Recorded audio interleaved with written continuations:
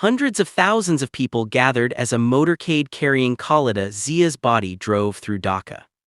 Hundreds of thousands of people traveled from across Bangladesh to the capital Dhaka on Wednesday to pay their final respects to former Prime Minister Khaleda Zia. Zia, who was the country's first female prime minister, died on Tuesday from a prolonged illness. She was 80. The mourners held out their hands in prayer and carried flags printed with her photographs as a motorcade carrying Zia's body, including the hearse wrapped with the national flag, drove on streets near the Parliament House. Flags were flown at half-mast and thousands of security officers have been deployed. Huge crowds mourn Bangladesh's first female PM at state funeral. 2 hours ago. Kelly Ng Shahnawaz Rocky, BBC Bangla, Dakand Ambarasan Ethirajan, BBC World Service Global Reporter, London. Share. Save. AFP via Getty Images. A large crowd gathers on the street to pay their respects to Khaleda Zia. One man holds up a flag featuring her face near the front of the crowd. AFP via Getty Images. Hundreds of thousands of people gathered as a motorcade carrying Khaleda Zia's body drove through Dhaka. Hundreds of thousands of people traveled from across Bangladesh to the capital Dhaka on Wednesday to pay their final respects to former Prime Minister Khaleda Zia. Zia, who was the country's first female prime minister, died on Tuesday from a prolonged illness. She was 80.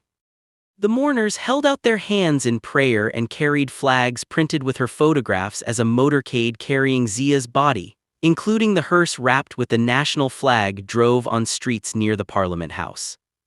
Flags were flown at half-mast and thousands of security officers have been deployed. "I have come this far just to say goodbye. I know I won't be able to see her face, but at least I could see the vehicle carrying her for the last rites," Setara Sultana, an activist from Zia's Bangladesh Nationalist Party (BNP), told the BBC. Sharmana Suraj, a mother of two, called Zia an inspiration, noting that stipends introduced by the former leader to improve women's education made a huge impact on her daughters. "It is difficult to imagine women in leadership positions anytime soon," she told AFP news agency. India's External Affairs Minister S. Jaishankar, the Speaker of Pakistan's National Assembly Sardar Ayaz Sadiq, and Bhutan's Foreign Minister Lyonpo Dn Dungyal were among those who attended the funeral. Earlier in the day, Zia's body was taken to the house of her son Tariq Rahman, who was seen reciting the Quran beside his mother's office. The state funeral marks the end of Zia's extraordinary journey, from a homemaker to the first female prime minister of Bangladesh. Zia will be buried next to her husband Ziaur Rahman, who was assassinated in 1981 while serving as president, an incident that thrusted Zia into political limelight. She went on to lead the BNP in the country's first elections in 20 years. She was dubbed an uncompromising leader after refusing to participate in a controversial election under military ruler General Hussein Mohammad Ershad in the 1980s. For several years, along with her bitter political rival Sheikh Hasina, she fought for democracy and against military dictatorship, enduring arrests. There was talk among Bangladesh's rulers at the time to keep the two battling Begums, Zia and Hasina, out of politics in what was then known as the -2 formula. But Zia eventually became prime minister, first in 1991, then again in 2001. During the time of the military-backed caretaker government in 2007, she was kept under detention. In the last 16 years under Hasina's Awami League government, Zia emerged as the most prominent symbol of resistance to Hasina's rule, which many saw as increasingly autocratic. Zia's resilience drew admiration from her supporters, who say that despite various personal and political setbacks, years in opposition and convictions under Hasina's government, Zia never gave up, refused to compromise on her principles, and stood her ground.